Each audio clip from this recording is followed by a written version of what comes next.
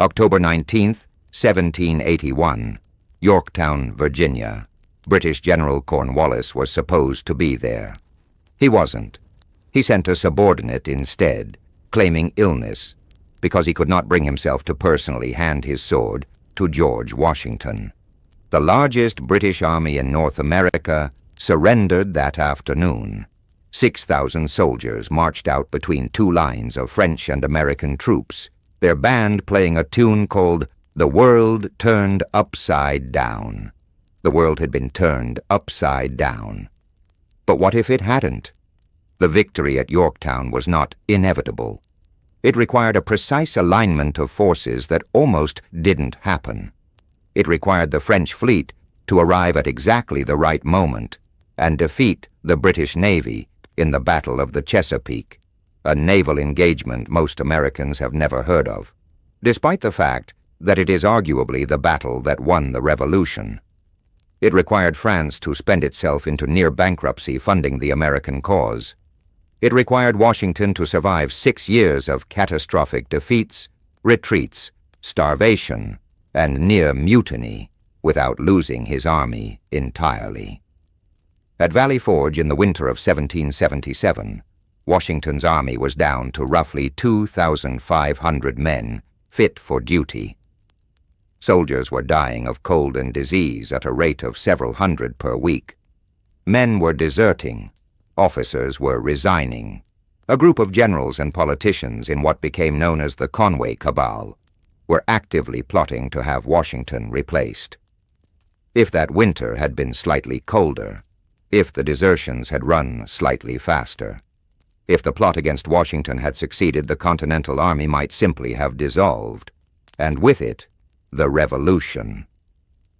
So what happens in a world where it does? The British government in 1782 faces a choice: how hard to punish the defeated colonies.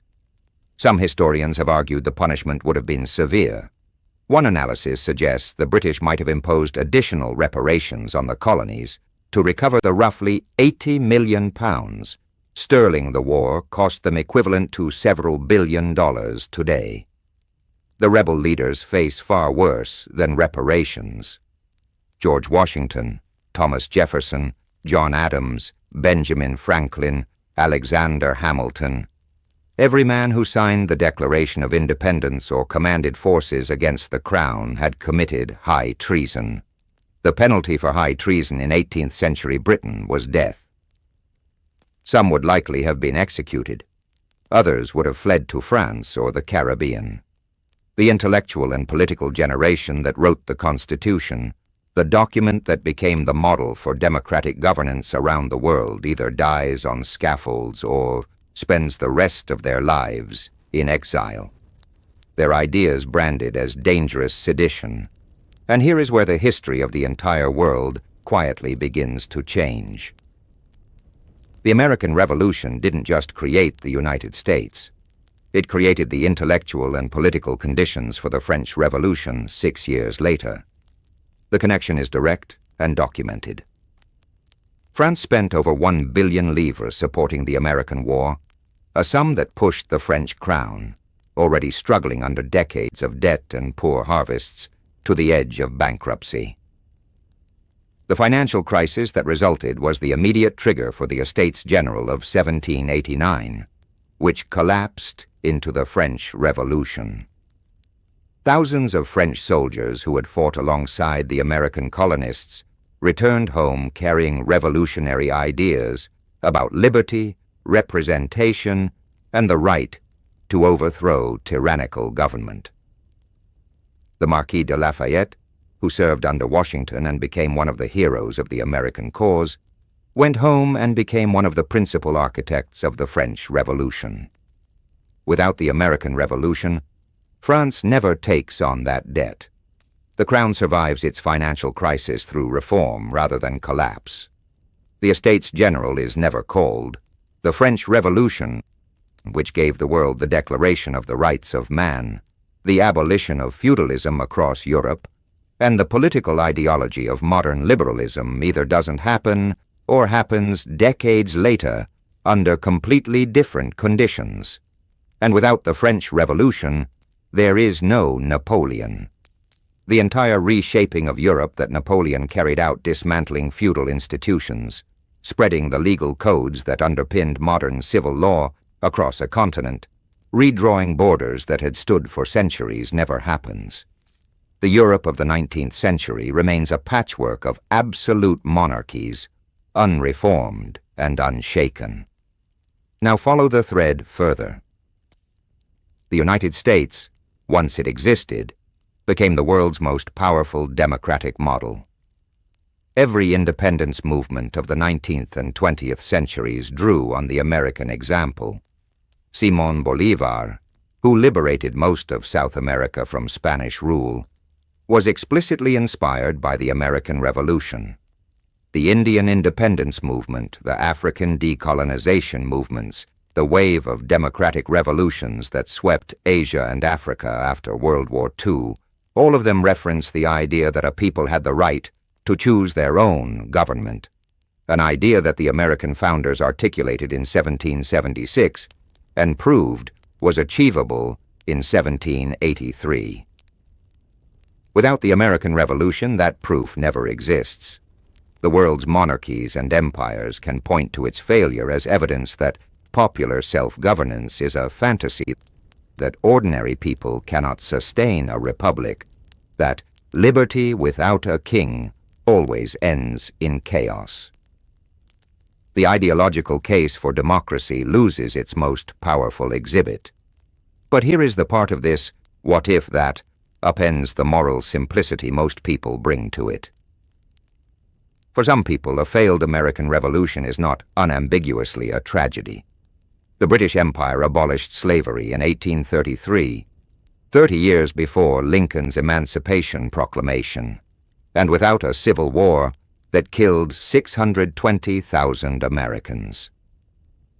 Historians who have studied this question carefully, including those who write in major academic journals, have argued that had the revolution failed, American slavery would almost certainly have ended decades earlier, as part of the broader abolition that the British Parliament pushed through its empire. The men who wrote that all men are created equal were, many of them, slave owners. The new nation they founded protected slavery in its constitution, counted enslaved people as 3/5 of a person for political representation, and fought a war over it 80 years later that left much of the South in ruins and created racial wounds that the country is still trying to close today.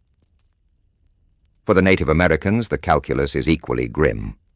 The British government in 1763 had issued the Royal Proclamation drawing a line along the Appalachian Mountains and forbidding colonists from settling west of it, an attempt to stabilize relations with native nations and avoid costly frontier wars. The American colonists despised that line. One of their grievances against the Crown was precisely that it prevented westward expansion. The Revolution removed that constraint entirely. What followed was a century of systematic displacement, broken treaties, and mass killing that reduced the Native American population of North America by millions. A British North America, constrained by London's policies, and without the explosive settler pressure that American independence unleashed, might have produced a very different outcome for the people who had lived on that land for thousands of years. So here is the genuine complexity at the heart of this what if. A failed American Revolution probably means no French Revolution, no Napoleon, a slower spread of democratic ideals, a weaker case for self-governance across the world. It means the Constitution is never written, the Bill of Rights never exists, and the political philosophy that the American founders articulated, however imperfectly they lived up to it, never receives the proof of concept that changed how humanity thought about government. But it might also mean slavery ends 30 years sooner. It might mean the Trail of Tears never happens. It might mean that the ideals in the Declaration of Independence, rather than being the property of one nation that often failed to live up to them, Become part of a gradual reform of the world's largest empire instead. The world turned upside down on that afternoon in Yorktown. But which way was up and which way was down depends entirely on who you were and where you were standing. If the American Revolution had failed, do you think the world would be more free or less free today? Drop your answer below.